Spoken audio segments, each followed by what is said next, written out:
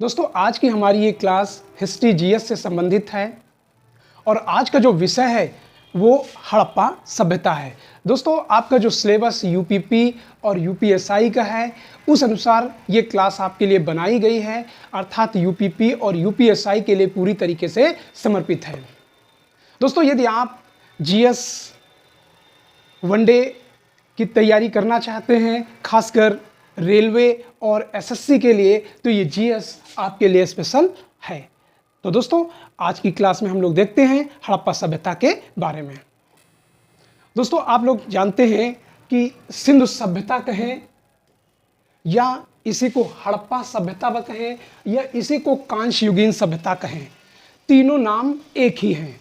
अगर हम सिंधु सभ्यता क्यों कहते हैं तो जाहिर सी बात है इस सभ्यता का डेवलपमेंट सिंधु और उसकी सहायक नदियों के किनारे हुआ था और इसीलिए इसको सिंधु सभ्यता कहा जाता है।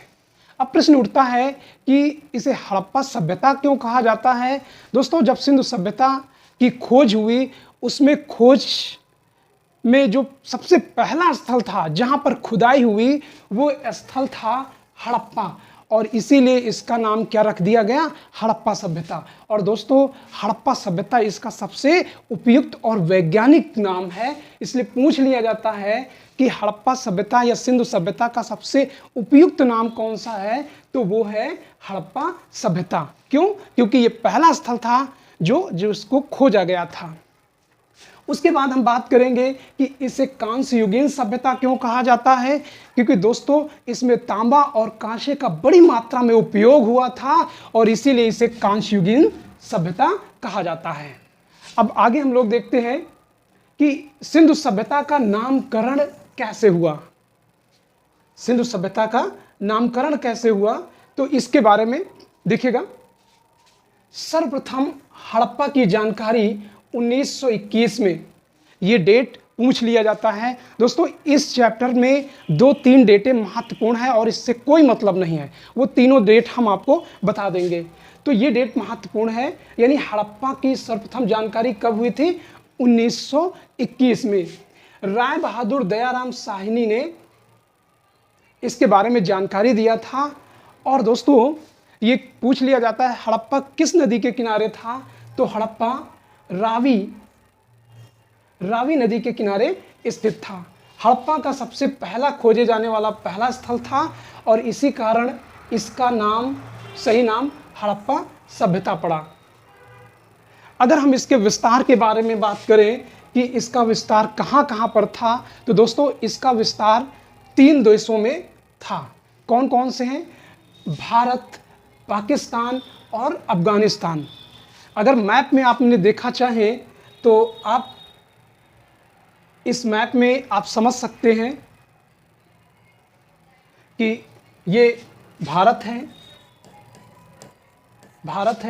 ये पाक है और ऊपर है अफगानिस्तान। यानी इन तीनों क्षेत्र में इस सभ्यता का डेवलपमेंट हुआ था। अगर इस क्षेत्र के बारे में कह दिया जाए तो भारत का जो पूर्वी क्षेत्र था, अगर सिंधु सभ्यता का कई बार पूछ लिया जाता है कि इसका विस्तार कैसे था, तो सिंधु सभ्यता का विस्तार जो है पूर्व में मेरठ जिला पड़ता है। पूर्व में आपका मेरठ जिला यहां पर कहीं पड़ेगा, मेरठ। तो इसका जो पूर्वी विस्तार है वो कहां पर, मेरठ में होता है। मेरठ में एक स्थल है आलमगीरपुर। कौन सा है? आलमगीरपुर। आलमगीरपुर। तो दोस्तों ये पूछ लिया जाता है किस नदी के किनारे है, तो ये हिंडन नदी के किनारे है।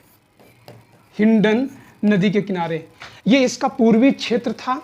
और इसका अगर पश्चिमी विस्तार देखा जाए तो पश्चिमी विस्तार ये बलूचिस्तान, दोस्तों ये पाक है और पाक का ये क्षेत्र पड़ेगा बलूचिस्तान। यहां पर कौन सा प्रांत पड़ेगा, बलूचिस्तान। और बलूचिस्तान में जो स्थल था उसका नाम था सुतकांगेन-डोर। क्या नाम था? सुतकांगेन-डोर। ठीक है ना। तो सुतकांगेन-डोर जो है सिंधु सभ्यता का सबसे पश्चिमी क्षेत्र था और दोस्तों इसी के बगल में ये ईरान है। कौन सा है? ये आपको बॉर्डर दिख रहा होगा, ये ईरान है, ईरान।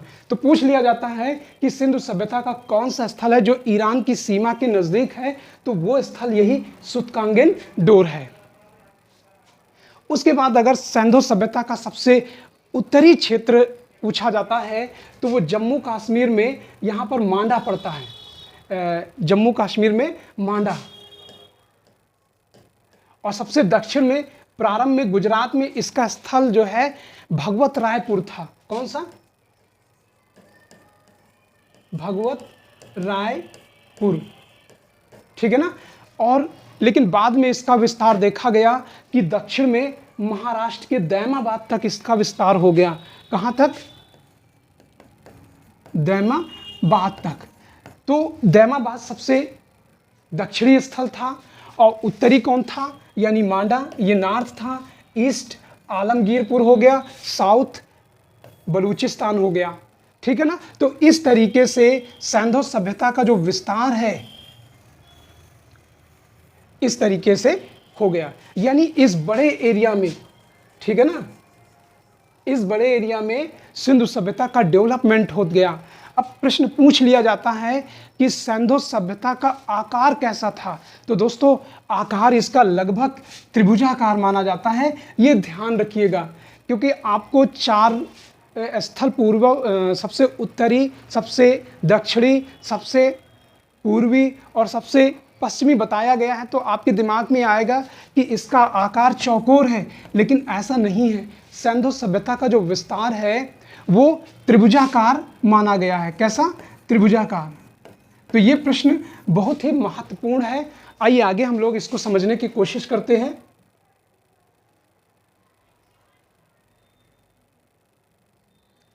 तो सिंधु सभ्यता के लगभग 2650 स्थलों की खुदाई हुई। इनमें से लगभग 1600 स्थल कहां पर हैं? भारत में, 1000 करीब पाकिस्तान में है और शेष कहां पर हैं? अफगानिस्तान में है। और अभी हमने बताया था सर्वप्रथम इसकी सीमा का निर्धारण किसने किया था? एस.आर. राव ने। और प्रश्न पूछ लिया जाता है कि एस.आर. राव ने इसकी सीमा का निर्धारण कहां तक किया था, तो गुजरात के भगवत रायपुर पर तक, भगवत रायपुर तक इसकी सबसे दक्षिणी सीमा मानी थी, लेकिन बाद में इसका विस्तार और हो गया। उन्होंने दक्षिणी सीमा गुजरात के भगवत रायपुर को निर्धारित की थी। बाद में देखा गया कि इसका विस्तार महाराष्ट्र के दैमाबाद, तो दैमाबाद इस सभ्यता का सबसे दक्षिणी स्थल हो गया।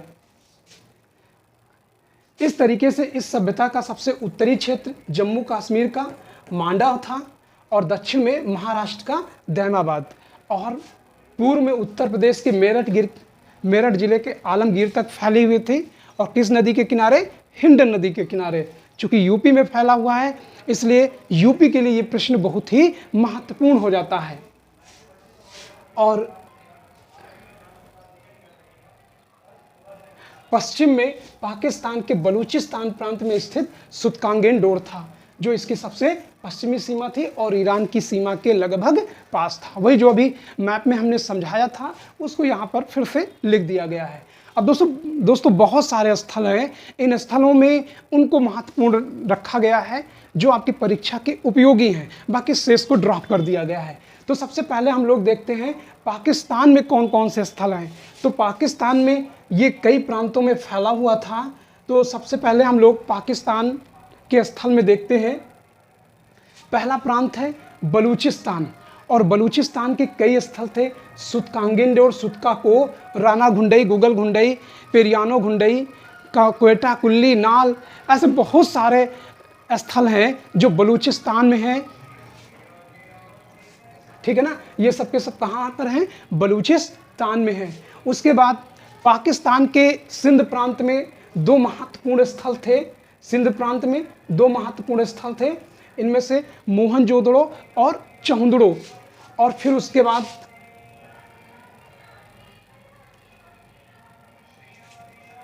पंजाब प्रांत में अगर हम देखें तो पंजाब प्रांत में 2 महत्वपूर्ण स्थल हैं, एक तो हड़प्पा और दूसरा गनवेरी माला। तो ये ऐसे स्थल थे जो पाकिस्तान में बहुत ही महत्वपूर्ण थे। अब हम बात करते हैं कुछ ऐसे स्थल जो भारत में थे। भारत में देखिएगा, भारत में सबसे पहला पंजाब प्रांत, और पंजाब प्रांत में कई ऐसे स्थल हैं, लेकिन उनमें सबसे महत्वपूर्ण कौन सा है? रोपड़। तो इसलिए रोपड़ की बात करेंगे।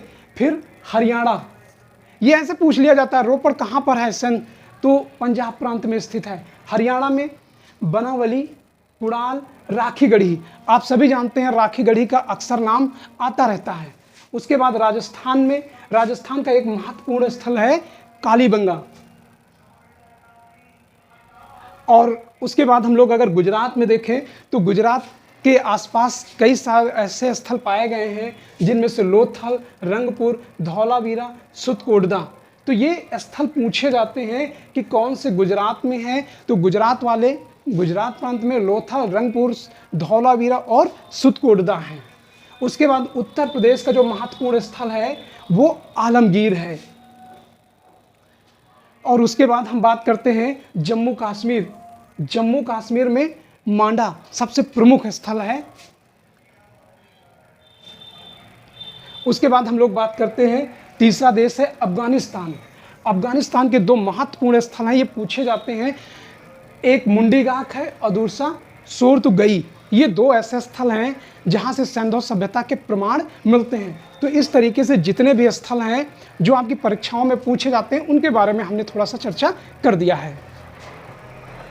अब प्रश्न ये आता है कि सिंधु सभ्यता एक बड़े क्षेत्र में डेवलप हुई, आखिर इसका निर्माता कौन थे, किसने इस सभ्यता को डेवलप किया था? तो सिंधु सभ्यता के निर्माता के बारे में देखें तो दोस्तों, अगर हम बात करें सिंधु सभ्यता की जब खुदाई हुई तो यहाँ से लगभग 11 मानव कंकाल प्राप्त हुए। और इन 11 मानव कंकालों का जब अध्ययन किया गया तो इसमें 4 प्रजातियां पाई गई। कितनी? 4 प्रजातियां। इनमें पहला था आद्य ऑस्ट्रेलाइड और इसके 3 कंकाल थे। दूसरा था भूमध्य सागरी, या इन्हीं को द्रविडियन कहते हैं। क्या कहते हैं? द्रविडियन, और इसके 6 कंकाल मिलते हैं। तीसरा कौन सा है? मंगोलायड, इसका 1 कंकाल मिलता है। और चौथा कौन सा है? अल्पाइन, अल्पाइन का भी 1 कंकाल मिलता है। तो दोस्तों, इस तरीके से लगता है कि सिंधु सभ्यता जो है,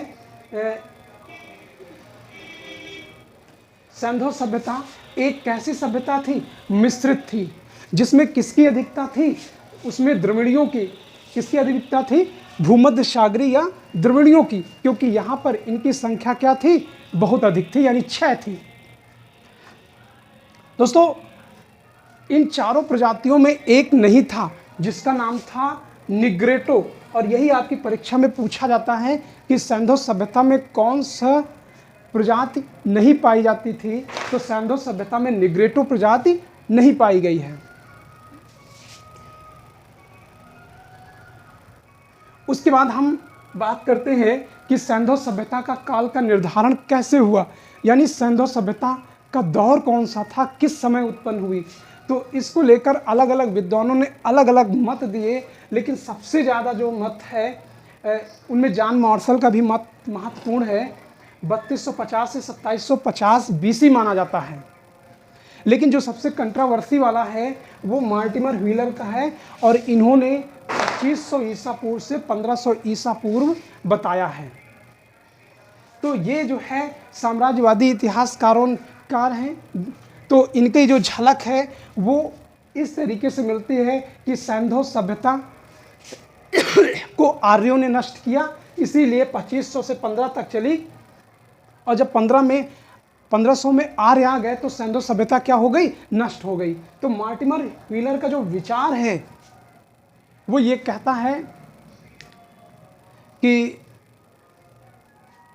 आर्यों ने सिंधु सभ्यता को नष्ट कर दिया, जबकि कार्बन 14 जो है वो निर्धारित करता है, जिसका निर्धारण धर्मपाल अग्रवाल ने किया, और धर्मपाल अग्रवाल ने इसका जो टाइम पीरियड निर्धारित किया है वो 2300 ईसा पूर्व से लेकर 1750 ईसा पूर्व के या 1700 के आसपास माना गया है।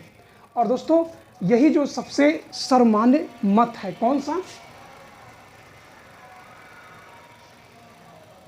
धर्मपाल अग्रवाल का। जिस समय भारत में सिंधु सभ्यता डेवलप हुई उस समय मेसोपोटामिया में अर्थात इराक में किलाक्षर लिपि का डेवलप हुआ था। पूछ लिया जाता है कि उस समय किलाक्षर लिपि का डेवलप कब हुआ था?